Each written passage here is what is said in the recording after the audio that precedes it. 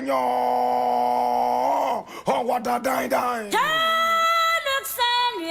This is the black pot. AKA Kukushu, number one, we speak truth to power. Now here we don't criticize, but if we must criticize, we'll only just criticize to build and not to destroy. That is why we say we are in the service of God and country.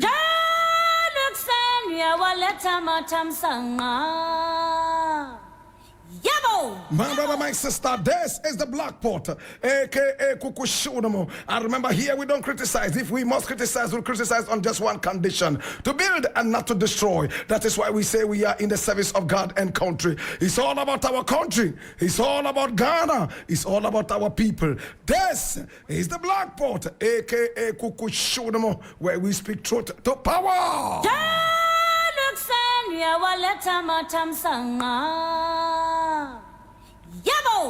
And today we have a number of issues to look at, and I need us to go straight up for the jugular vein. And if you're ready, let me see you by hands.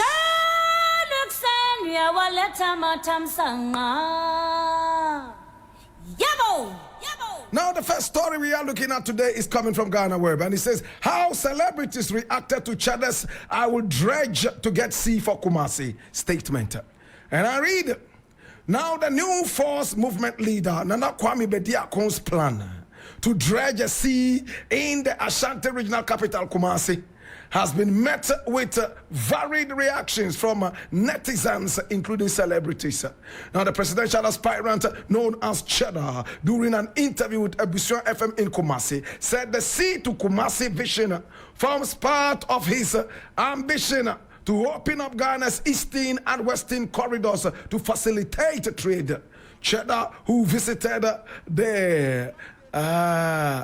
who insisted that this initiative is very possible, said he has traveled wide and seen desert places like Dubai, extend maritime transport routes inland.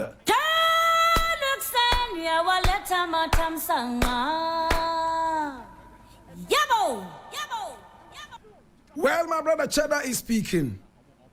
He wants to bring the sea from Accra all the way down to the Ashanti regional capital of Kumasi. And according to him, he has seen some of these things happen on the deserts.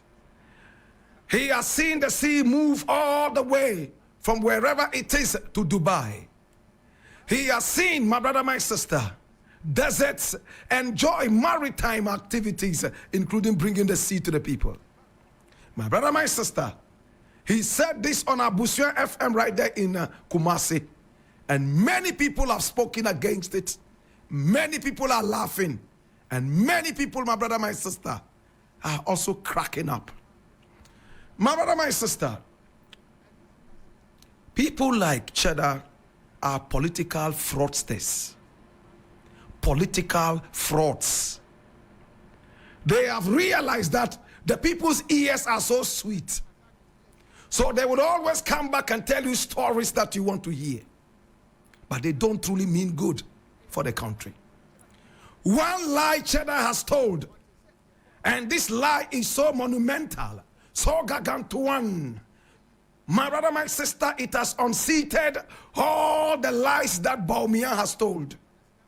Baumia, the king of lies, has now been defeated, and he has been thrown away from the seat of lies. And Cheddar is now sitting on the seat of lies with just one gargantuan lie. From time immemorial, my brother, Kumasi people have always wanted the sea.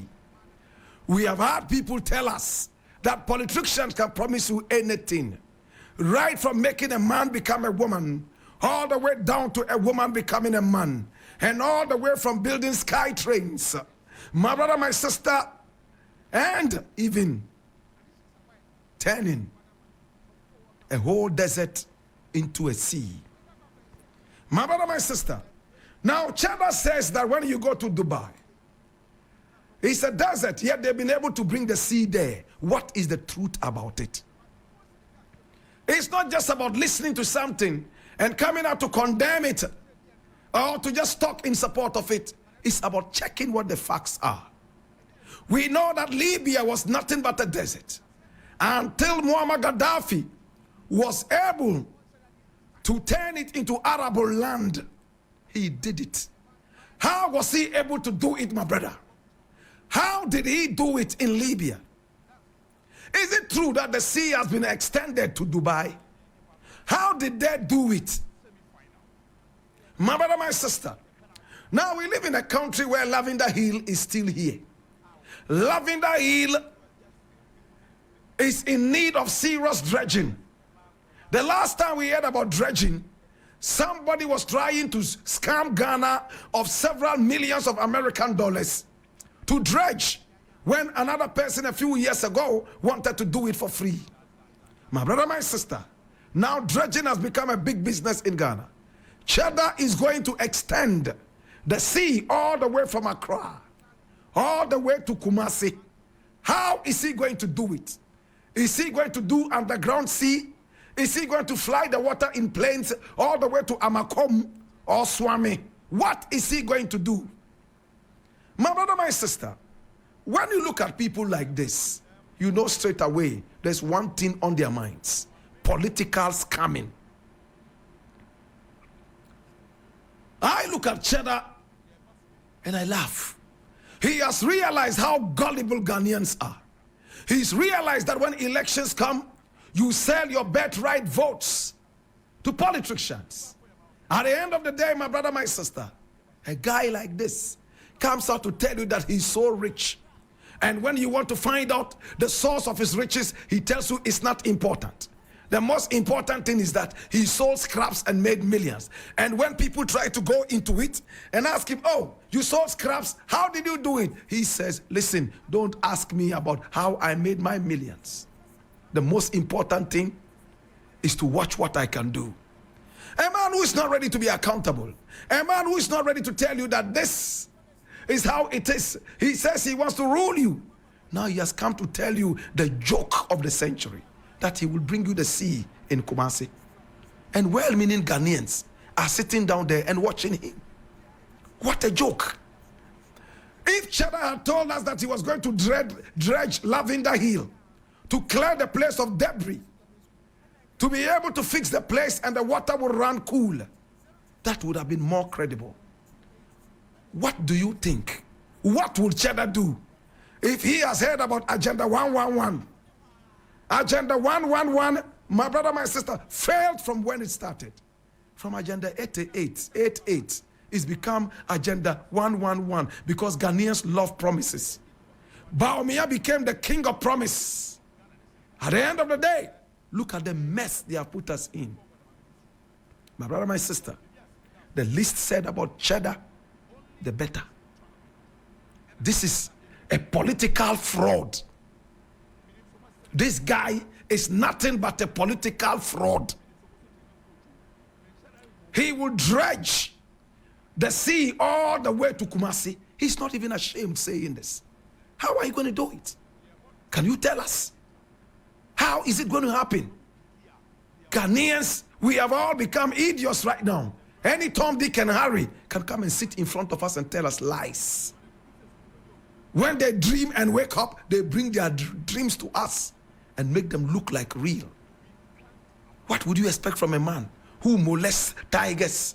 He will turn the whole country into a zoo and turn you all into animals. To God be the glory.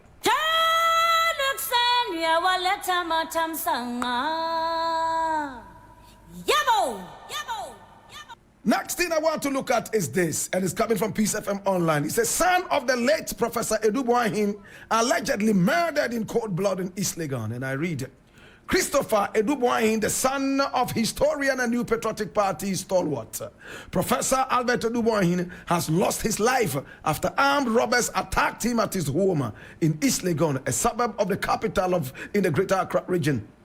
The armed robbers are said to have broken into his house, ransacked his home, and killed him in the process. I leave it here.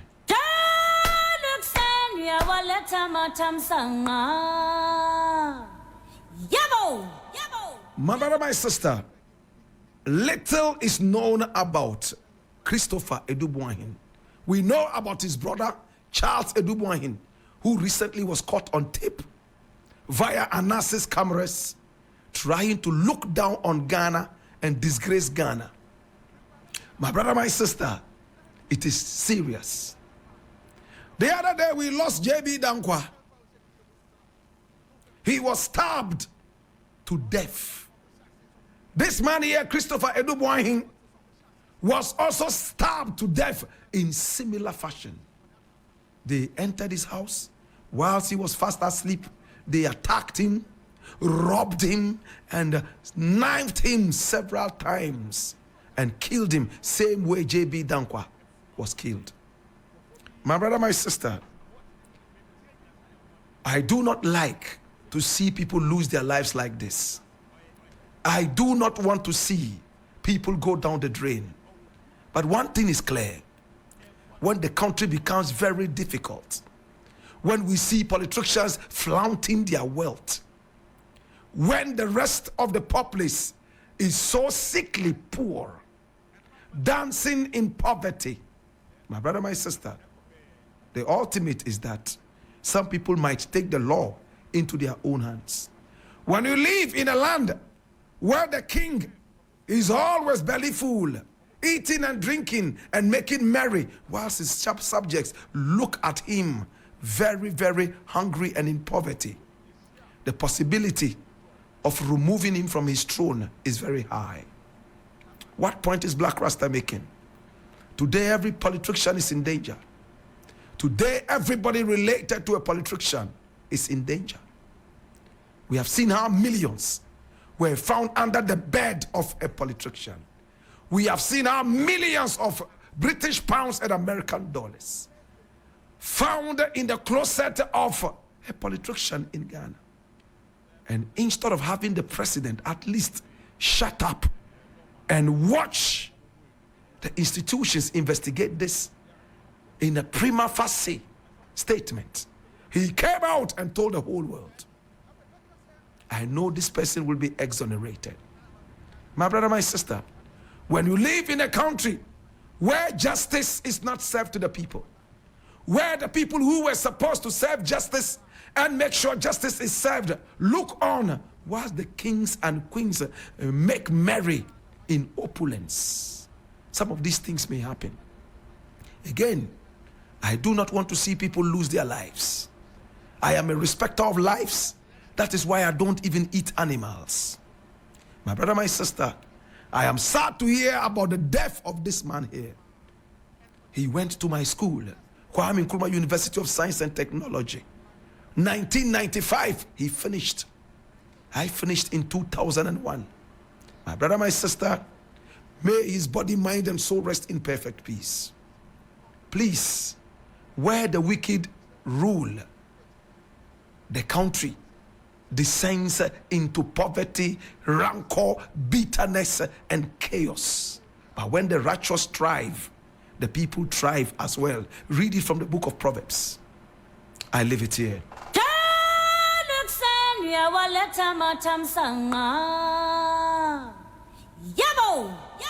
Now the last thing I want to look at is coming from treenews.com, and it says, anti-gay bill.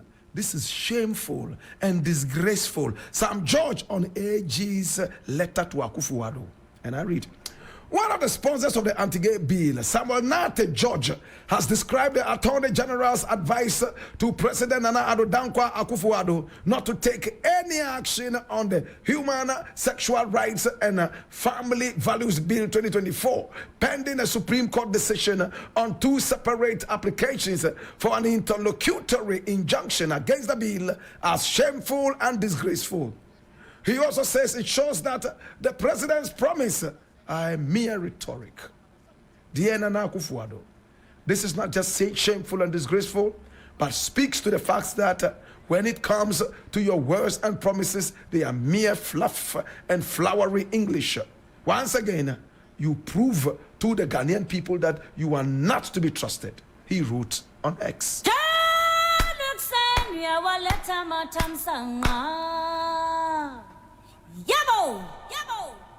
I do not know why Sam George thinks that Nana Akufo Addo should be trusted at all. I know Sam George himself does not trust Nana Akufo Addo. I don't trust him either. Ghanaians don't trust him. This was a man who rode an unbridled horse of lies into power. A man who sat on the throne of Satan, king of lies. His descendants and agents, like Baumia, wore the crown of lies. My brother, my sister, today, the lie is like a cock. You can keep it suppressed underwater, but never ever forget that any time you take off your hands, the cock would always pop to the top. My brother, my sister, Ghanaians have come to understand that old men can also lie. In my days, it was an insult to say an old man lied. An old man was supposed to be the epitome of truth. An old man would go every extent and every end to be a perpetrator of the truth, but not in the days of Nana Akufo Addo. Nana Akufo Addo is a physical manifestation of Lucifer on earth. Nana Akufo Addo and his mate, Bawumia, the king of lies, have demonstrated beyond doubt that they are stooges of the West, that they are colonialists, they are house niggers. You know who a house nigger is? The man who is always in bed with the slave master. He reports his other slaves to the slave master. Every plan that they try to take to be able to free themselves from the shackles of slavery, the house nigger will go and tell the slave master just to get tea and bread. Nana Akufo Addo has sold out this country with the help of his mate, Dr. Mahamudu Bawumia, the blacksmith that we mistook for Adam Smith. My brother, my sister, today we all are disgraced. They have sold us back into slavery. The cedi is the third most useless currency in Africa. Today, as we speak, we are still in shackles and chains of economic despondency. I am totally hypnotized, cacophonized. Oh, my brother, my sister, I am in total higgledy-piggledy. Better still, for want of a better word, I am totally flummoxed. That all this while, we believe that a traitor like Nana Akufo Addo would be able to save our country. Oh, what a reality, so rude. This is what we call a rude awakening. Any invitation that I get to any event, if I hear Nana Akufo Addo is going there, I refuse to attend. Because I do not want the shadow of the devil to even fall on me. I might be demonized. I don't like it. My children will curse me one day if I don't stand up for the truth and fight the lie. That is why I'm fighting the lie.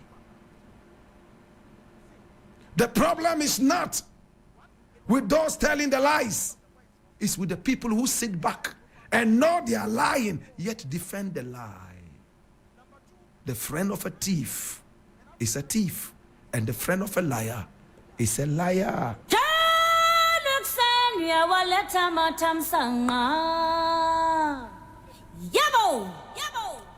Now Nana Akufo Addo is in bed with the IMF and the World Bank, selling the birthright of the nation, his heritage and legacy, hook, line, and sinker, from trouble all the way down to the biz, to this colonial master. Now we are being told that we should never ever ask him to sign the gay bill, because he promised his masters in the West that he will not sign that. This is the man who goes all the way to Israel, kneels before a certain wailing wall. He has been able to deceive and scam all the clergy in Ghana. That is a holy man of God. That his Bible says gays should not be tolerated. But because he knows better than his own Bible, because he's a pseudo devil, he would not follow his Bible anymore. But when he wants to get into power, the Bible becomes his crown and his daily prayer book. But when he wants crumbs from off the table of the West, the Bible becomes nothing but a toilet paper. Hallelujah. I'm not a supporter of people using their religion to oppress people. Never. But I am so hateful of hypocrites and hypocrites. To God be the glory. Hear this, my youth. It is not about the gay bill. It is about our sovereignty. It's about us standing firm to take decisions. What happened to the ganja bill? The marijuana, what happened to it? Nana Akufo Addo was supposed to append the signature, and then Ntampe will be free all over the place. What happened to the Ntampe bill? Ntampe, Mr. Wafahin. Ntampe, no, Mr. Wafahin. The Ntampe bill is in limbo.